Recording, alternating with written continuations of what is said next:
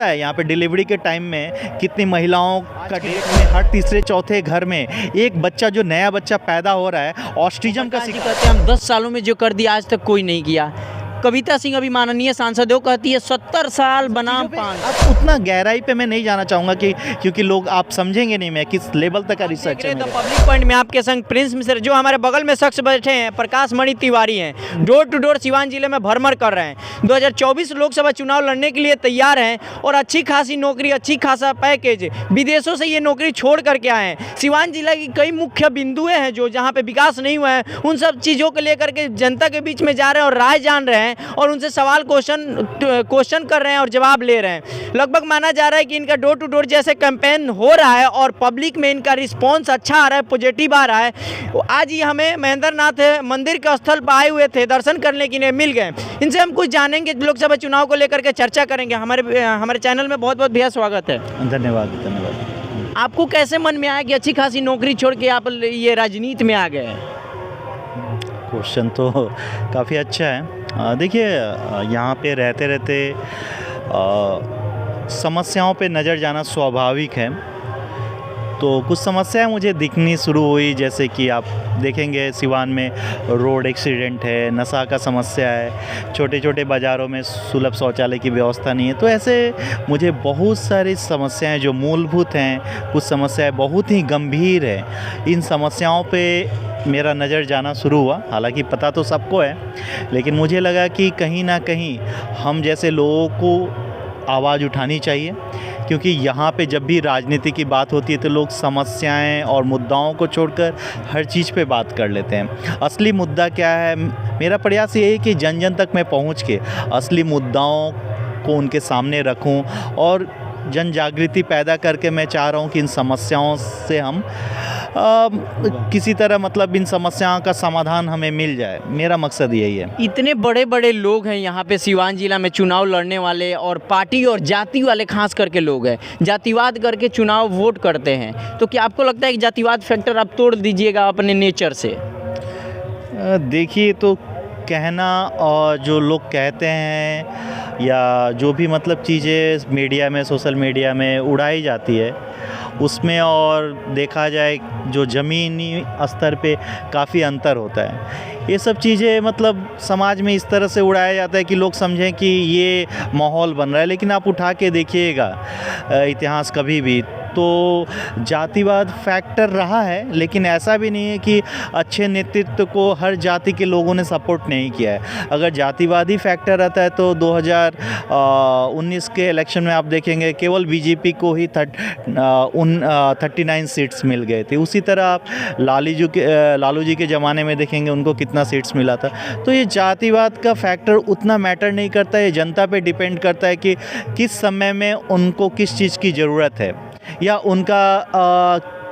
उनका माइंडसेट या समाज में किस तरह की चीज़ों की आवश्यकता है, उसके अकॉर्डिंग समाज में लोग अपने मत को बदलते हैं। सबसे ज़्यादा चर्चा का विषय सिवान जिला में सिसवन ढाला है। आपके भी नज़र में होगा ये सिसवन ढाला। सारे प्रतिनिधि एक दूसरे पे आरोप प्रत्यारोप लगा रहे हैं कि मैंने इसकी स्वीकृति केंद्र सरकार से दिलाई तो बिहार सरकार एनओसी नहीं दिया, अपना बजट नहीं दिया, तमाम तरह के। तो आखिर ये आरोप प्रत्यारोप का दौर शुरू रहेगा या फिर सिवान को विकास के नैया पे लाएंगे ये सब? देखिए, मैं कुछ मुख्य बिंदुओं पे सबका ध्यान आकर्षित करना चाहूँगा। देखिए, जब भी इलेक्शन आता है तो फालतू की चीज़ों के बारे में डिस्कशन शुरू हो जाता है। ये ट्रैफिक की समस्या कोई आज से नहीं है, 10 साल से है और आगे भी रहेगी। ऐसा नहीं है कि कल ख़त्म हो जाएगी। ये जैसे आपके ज़िले में रोडों की चौड़ाई बढ़नी चाहिए। हर एक नेतृत्व, जो भी एमएलए हो, एमपीज़ हो, जिसके भी एमएलसीज़ हो, जो भी इस पोजीशन पे, उन सभी नेतृत्वों का ये दायित्व बनता है कि समाज में जो प्रॉब्लम्स, एक्चुअल प्रॉब्लम्स, उसका शॉर्ट आउट हम करें। तो हमारे यहाँ उस पर किसी का ध्यान नहीं जाता है। ये ट्रैफिक की समस्या, एक सिसवन ढाला तो एक है ही सबसे मेजर सिवान के लिए, लेकिन ऐसा नहीं केवल सिसवन ढाला है। आप आंध्र बाज़ार में चले जाइए, आप रघुनाथपुर बाज़ार में चले जाइए, किसी भी बाज़ार में चले जाइए। इसी मुद्दा पे सिवान में सियासत हो रही है, एक दूसरे पे आरोप प्रत्यारोप लगाया जा रहा है। जितना जहाँ चाहे वहाँ रहा है। अगर आप चाहते मैं आज से नहीं कह रहा हूँ, ये सिसवन ढाला की समस्या आज से नहीं, बहुत पुरानी आंध्र ढाला की भी थी। तो अगर आप चाहते तो आज से 10 साल पहले जो भी नेतृत्व थे या वर्तमान नेतृत्व, आप अगर आप पुल का नहीं बजट पास हो रहा है तो सबवे तो बना सकते हैं ना, जहाँ चाहे वहाँ रहा है। ऐसा थोड़े है कि आपको पुल ही बनाएगा, अब 100-200 करोड़ का बजट पास होगा तभी आप कीजिएगा, ऐसा नहीं है। आप अपने फंड से भी सबवे बना के 2 सबवे बना दीजिए, एक इन का एक आउट का, 1 वे करके, तो प्रॉब्लम शॉर्ट आउट हो जाएगा। तो सिंपल सी बात है, जहाँ चाहे वहाँ रहा है। लेकिन ये सब चीज़ों पे कोई बात नहीं करेगा। आपके ज़िले में हर रोज़ 3 ट्रक गाड़ियाँ आती है, बाइक लेके, कार लेके, तो आपके रोड की उतनी कैपेसिटी नहीं है, राइट? बिल्कुल। लेकिन आप उतनी गाड़ियाँ ज़िले में उतर रही हो तो उतरना ही है, क्योंकि गवर्नमेंट को उससे टैक्स मिल रहा है। तो गवर्नमेंट को जिस चीज़ों से प्रॉफिट रहेगी, राज्य उसी से चलता है। हज़ारों लोग की सैलरी आती है टैक्स से, जो भी चीज़ें हैं हम जो टैक्स पे करते हैं तो सरकार करेगी। लेकिन इस पे जो भी नेतृत्व चुन के जाते हैं उनका ध्यान ये होना चाहिए कि हमारे रोडों का चौड़ीकरण कैसे हो। ज़रूरी नहीं है कि मतलब कौन कब किसका बेटा शिकार हो जाए या हो रहा है। आज हम रोड चलते, हम में से कोई भी रोड एक्सीडेंट का शिकार हो सकता है। ये या नेता के ही जो भी नेतृत्व अभी दायित्व में हैं या पहले थे, उनके भी सगा संबंधी रिलेटिव वो भी उसके शिकार हो रहे हैं, फिर भी आप उस पर ध्यान नहीं दे रहे हैं। सबसे ज़रूरी है कि आप रोडों का चौड़ीकरण करें। उससे भी मतलब दुखद ये है कि जो रोड एक्सीडेंट के बाद मुआवजा 4 लाख का है, उसमें भी कमीशन कट के मिलता है। इतनी दुख की बात है, उस पर तो आपका ध्यान जाना चाहिए।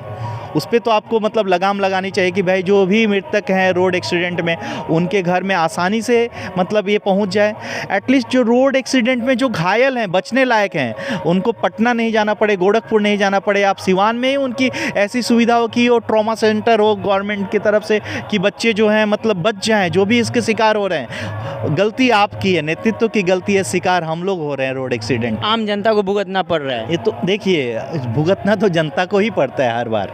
कोई कुछ भी करे, अच्छा या बुरा, जनता को ही खुशी मिलेगी अगर अच्छा करता है तो। और जो भी कोई गलती करेगा तो उन पार्टिकुलर लीडरशिप को कुछ नहीं होने वाला है। जनता को एक डिसीजन, आपका एक गलत डिसीजन आपको कितने साल पीछे, कितने लोगों की जान, कितने लोगों को बीमारी के मुंह में ढकेलती है। पता है यहाँ पे डिलीवरी के टाइम में कितनी महिलाओं का डेथ हो जाता है। आज की डेट में हर तीसरे चौथे घर में एक बच्चा, जो नया बच्चा पैदा हो रहा है, ऑटिज्म का शिकार हो रहा है। इन सब चीज़ों पे आप उतना गहराई पे मैं नहीं जाना चाहूँगा कि क्योंकि लोग आप समझेंगे नहीं मैं किस लेवल तक का रिसर्च है मेरे पास। तो हर तीसरे चौथे घर में आज के डेट में एक लड़का नशे के गिरफ्त में है, जो स्माइक, गांजा, ये सब का जो नशा चल रहा है। इतनी भयावह चीज़ है। 3 से 4 साल में बच्चे दम तोड़ दे रहे, वही बच्चे कहीं ना कहीं क्राइम में लिप्त हो रहे हैं, मर्डर में या छिनताई में, चोरी में। तो ये सब चीज़ें सबको पता है, ऐसा नहीं है किसी को पता नहीं है, लेकिन मुख्य बिंदुओं पे किसी का ध्यान नहीं जा रहा है कि हमें असली समस्या क्या है। सबको पता है समस्या है, ऐसा थोड़े है कि दिख नहीं रहा है। ट्रैफिक की समस्या है जिसकी वजह से बाज़ार नहीं चल रहा है। अगर मुझे किसी अपने फैमिली को लेके जाना है किसी बाज़ार में, कार से जा रहा हूँ या बाइक से, तो मैं सोचूंगा यार कहाँ मैं बाइक पार्क करूँगा, कहाँ पैदल जाऊँगा।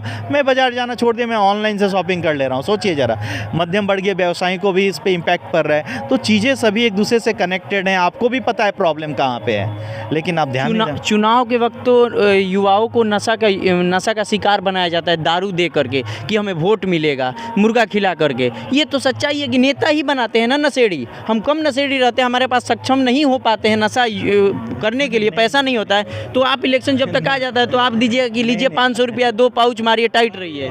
नहीं, देखिए ये गलत, ये नहीं, ये बिल्कुल सच्चाई है। नहीं, चाचा बटाला की ना, ये तो नेता लोग का कर्म है। मैंने बटाला की ना, बटाला नो, ये तो नेता लोग का काम क्रिया है। वही लोग खुद बांटते हैं कि हुनका के वोट देव तक यही 500 रुपया लो ना, खा पियो, वोट हमें दियो। देख लीजिए आपके सामने प्रत्यक्ष रूप से सही बताया है। मैं क्या बोल रहा हूँ कि आप अगर दारू नहीं पीते हैं, आप अगर नशा नहीं करते हैं, तो कोई नेता आपको थोड़े नशा करवा देगा। और केवल आप पॉलिटिक्स में पीने से आप थोड़े दारूबाज बन जाएगा। हाँ, ये कहिए कि जो नए बच्चे वो चस्का लग जाता है, और ये बहुत ही गलत है। मैं तो इसका विरोध करता हूँ कि भाई नशा मुक्त समाज हो हमारा, मेरा यही नारा है। अच्छा, सबसे पहले मेरे लिए ये जरूरी है नशा मुक्त। क्यों? क्योंकि बच्चे मरने वाले हैं।